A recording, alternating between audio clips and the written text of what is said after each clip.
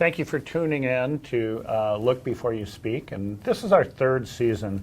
We're taking a slightly different approach this year, inviting artists to come in, and they can draw or paint or create in ways that they want. And we're going to try to create a matrix where we look at that. Commercial television has conditioned the modern eye to expect a change every 1 to 3 seconds, and so it's rapid fire. So the way that we're looking at things has changed in the last 100 years. So the focus of this program is to invite our guests in and really look at a matrix for a long time and be patient with our looking. And as we look, and today's guest we have Jack Metcalf, who's really a celebrated artist in the Missoula community and a wonderful artist and has all of these skills, graphic skills, and also is a teacher at the University of Montana. So Jack, thanks for being with us. Oh, no problem, my pleasure. And so we're going to readjust the cameras and create this matrix over and join Jack as he begins to draw. All right. Thank you for doing this. This is, you just mentioned right before we started that sometimes a blank page can be the hardest part. The hardest part? Yeah, I think so. Do you have any ways in your head that you rely on to get started sometimes when you might not feel like getting started?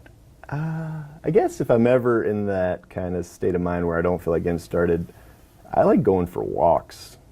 I find walks highly inspiring. And,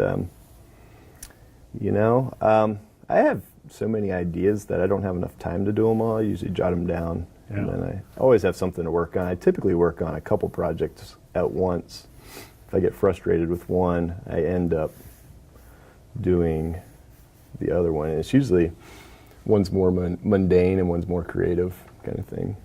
So you have a couple going at the same time. Yeah. And I kind of go back and forth. I find in the morning I can do the more mundane projects, and then as the day goes on I get the more creative projects. Mm-hmm. Maybe when the coffee starts flowing. Do you remember when, can you think back and think of the first drawing that you did that you said, wow, I can draw? I remember in 3rd grade I won an art competition through the newspaper. I can't remember what we had to draw, but I didn't know I won, and then this guy dressed up as a huge newspaper showed up in my classroom unannounced, and they gave me a globe, and I won a globe. Yeah. And that's funny. That's when I knew I had some talent, I guess. It was called the Daily Reflector, and the giant newspaper came to my class, and we had like a ice cream party. So, where was that at? That was in Greenville, North Carolina. And it's kind of coastal town, small coastal town. This is kind of a funny question, but do you ever, growing up, did you notice that you were different because of your joy in drawing? Did you I kind of surrounded myself. There wasn't I don't know. There were a couple of friends that were pretty creative that I surrounded myself with, and it wasn't too odd. And even though my dad was in the military growing up, he was a great draftsman, and I always appreciated his penmanship and his calligraphy and his ability to draw. And my mother was an educator, and she taught special ed, and she kind of took an interesting approach to teaching special ed. One day, I helped her set up her classroom as the brain, and the entryway was a giant ear you had to crawl through, like the ear canal. And I do think those kind of moments affected me later in life. And some of my artwork I feel like is kind of more like an event, like a party. And I've been reflecting on the parties my dad used to throw at our neighborhood pool. One time for July 4th, we had Elvis's parachuting from the sky, and it came down and started singing. It was just, in hindsight, I kind of forgot about it, but it's pretty surreal. but just the organization he would go through to put on these large July 4th parties was kind of impressive. And yeah, I teach at the university. I guess in grad school I started teaching a lot of drawing courses, and it's my favorite class to teach. I like drawing because it's so immediate and it's accessible. It's not like you're casting iron and you have all this equipment. All it takes is a pencil and a piece of paper. And it can be quick if it needs to be quick. It can, it's something everybody's done. And typically people, if they spend time with their drawings, they turn out quite nice. And I think that's one of the things, people never had a chance to spend a lot of time with drawing. And when you take a college course, you are forced to sit there and draw for a couple hours. This program is attempting to address the ways in which we look and see, and you're sitting there looking intently at this piece of paper, and you're rotating it around, and you're drawing this object, and the last 100 years, because of photography and video and film and television mainly, our eyes have, and minds, our mind's eye, have been conditioned to be way more impatient. And do you think that feeds into people not being as engaged with drawing? People do want immediate results sometimes, and drawing's not always the best medium for immediate results, I find.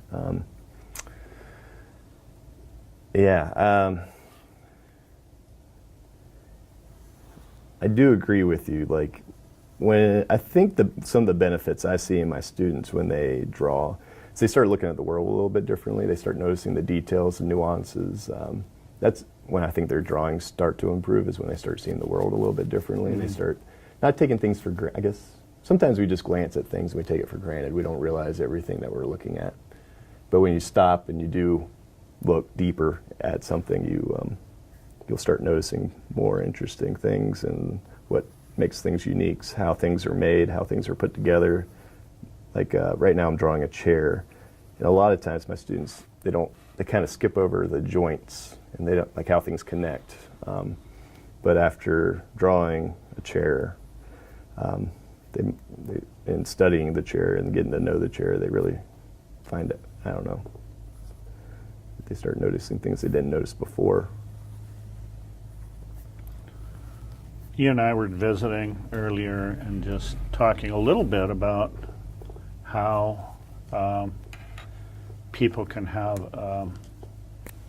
a fear of drawing. And I really appreciate the way you've just jumped in here. Yeah, my first assignment when I went to art school was to draw a chair. And so when you asked me to come in here and draw, I was like, should I draw something I'm like kind of working on now? Yeah.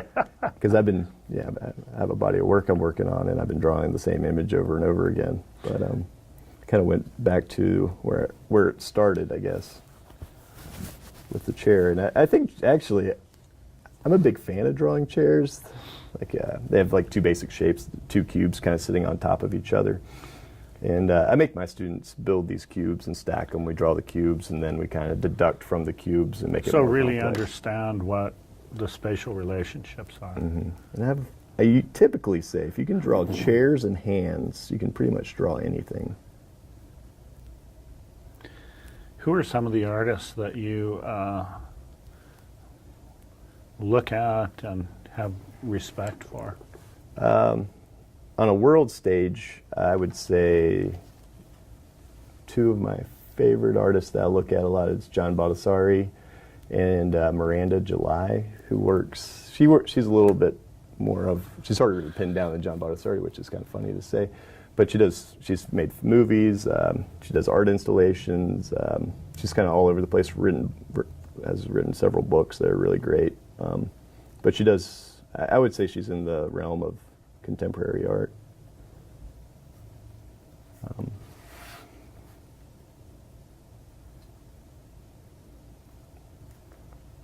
Can you think of teachers that you've had that were really influential for you? Yeah, in undergrad, the reason why I chose printmaking as my declared major or concentration was because of the instructor, and his name was Michael Elbeck, and he did a lot of kind of older, he was really good at etching, and he was a really good draftsman.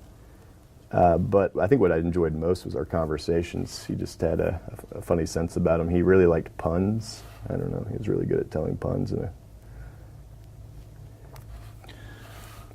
Well, that relates to the fact that a lot of drawing is about creating metaphors. Metaphors, yeah. Yeah. It's funny you should mention the chair because it's, I can remember, or one of my drawing professors, it was drawing an egg. We had to draw an egg. I've talked to other people that have drawn eggplants or something, Yeah. which they're actually kind of beautiful drawings once I saw Yeah. the drawings they were drawing, because they're like these dark, beautiful objects, and it gave me a new appreciation of eggplants. Yeah. And then do you draw from the model? Yes, I would. I've just drawn a lot of chairs in my life, so I don't. I guess, but I think drawing from life is important. One of my favorite things to do with, if I have a friend over and we're having like an art night, sometimes we do arts and crafts nights at my house, and it's blind contour drawings, because you have to stare at them and they're staring at you, and it's like this kind of weird intimate moment. It's kind of awkward at first, but then it's like a good icebreaker. I have my students do it too, and some people I think get a little uncomfortable with it, but I think it's kind of good to. So those of our audience that don't know what blind contour is, it's basically you're looking at the object that you're drawing, and the surface that you're drawing you're not looking at. You're just looking at the object, and your hand is responding. And it's usually one long, slow, continuous line. Yeah. And it's pretty obvious if people cheat, I find. It shouldn't look like the person at the end, Like, it looks like them, you're not doing it right.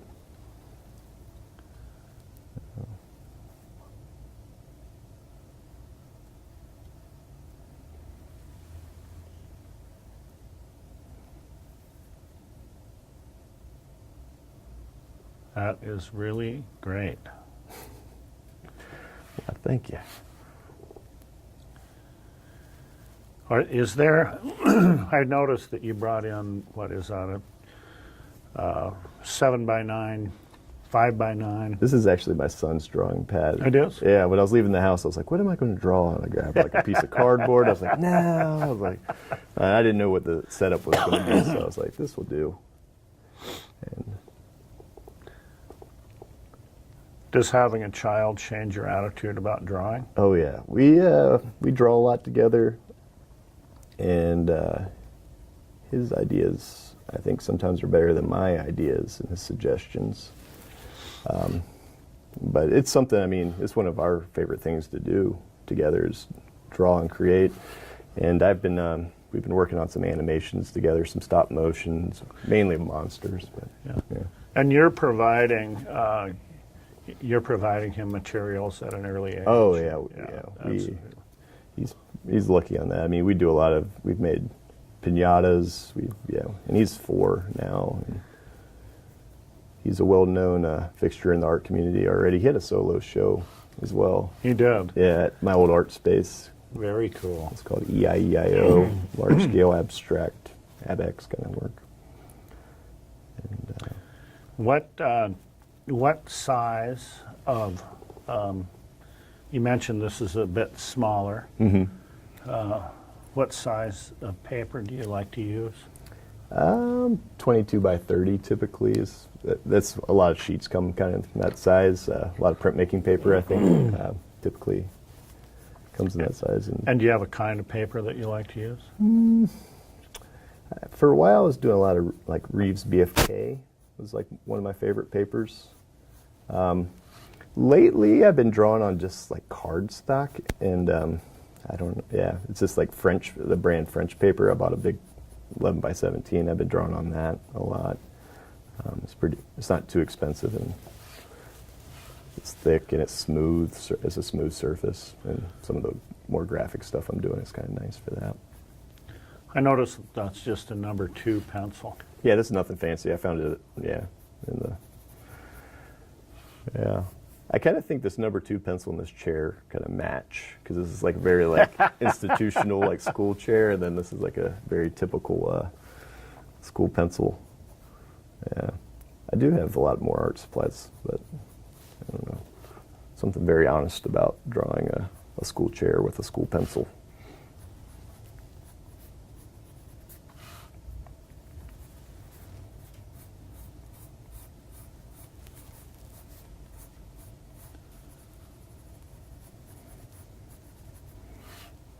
This might be, I don't know, the subject of a chair is, at face value is pretty boring, I guess.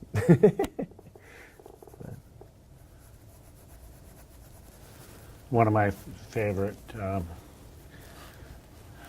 people who draw is Jim Dine. Have you? I'm not familiar. And he did a lot of tools, drew a lot of tools, but he drew chairs too. And big chairs, big, and your approach and the reason I bring his name up is the way you're drawing kind of reminds me a little bit of his approach in selection of a single object and yeah, I don't know, I do kind of. I don't know. I'm drawn to like the single object sometimes, like cutting everything else out and focusing on this one object. Because when we look at the environment, rarely do we see the object by itself. And I don't think we ever have the chance to see it isolated. I did go to school for architecture for a bit, and I think a lot of my drawing style kind of stems from that. It's kind of like a lot of it's really, there's a lot of parallel lines. And you mentioned your father was a draftsman. Yeah. And when I was a kid, when I visited my grandfather, who was also like in the military, he would lock me in his basement and make me practice my hand lettering.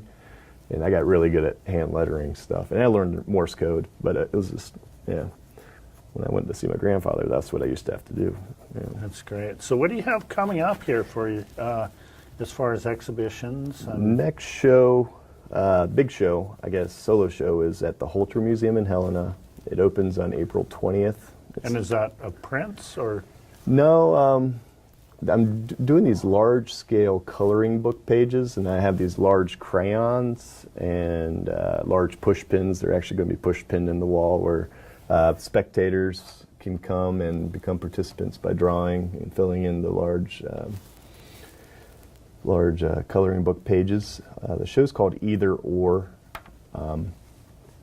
There's also some sound elements. I've been working with a couple of local electronic musicians, and there's like these 2 different speakers that kind of go back and forth. They're kind of, I don't know, it's kind of fun. And then there's some large, they're kind of like cardboard cutouts of these 2 different teams kind of facing each other. And they're all related in the coloring book pages as well. So I'm kind of doing this duality of 2 teams facing off, and there's souvenirs that people can take, little flags I'm making, and That's great. This kind of relates on how polarized I feel like we're becoming, and there's these 2 teams that, Yeah. So your graphic background has evolved into an art presence that includes many different media at the same time. Oh yeah, that's right. Yeah. And lately I've been getting really into woodworking. I've had a lot of neighbors that are woodworkers, and I don't know, it's kind of a fun hobby for me. I'm not that great at it, but it's kind of meditative, and it's really rewarding when you create. Like I just did some cabinets and some dressers and for that in my house, and they really like that. I like to draw chairs, when I talk to my woodworker friends. Yeah, absolutely. Like Nick Boynton, Yeah. Oh, he's a gifted. yeah. My shop used to be next to his, and we would definitely distract each other and procrastinate on projects, just talking. Now, if somebody is sitting at home and thinking, well, how would I get started? Mm-hmm. What would you say to them? Oh man, when I teach, I always try to have an icebreaker assignment. What is that? Yeah. I have different ones. Sometimes I'm like, they're usually collaborative in nature. Because how many opportunities do you have a room full of people that are like all have drawing supplies and are there to draw? So I try to take advantage of that. One is just like if you get a fresh sheet of paper, and I talk about non-representational art and try to make a shape that looks like nothing else that you've ever seen. That when you look at it, you don't see anything. So they'll typically do like a little wiggly. Then I'll say pass that page 3 seats to the left, and turn it into a monster or something. Mm-hmm. People seem to like monsters, so then they'll start adding claws, and I guess not a lot changes. My 4-year-old like monsters, yeah. Mm-hmm. And then they'll add eyeballs, and then I'll say pass it again. Then the next person will add on. So it's like almost like an exquisite corpse of sorts. Yeah. Just begin to overcome the fear of failure. Yeah, and like when you're learning to draw, and when you're even at my stage, I don't think there's anything wrong with tearing it and just going like that, and then keep on going. You know, that kind of thing. Yeah. So usually, sometimes the product's not important. It's the process, and I think different people get different things from drawing. I find it meditative, a time to think. It's kind of like my therapy of sorts. So and I try to when I teach, I try to tell a lot there's different reasons why we draw.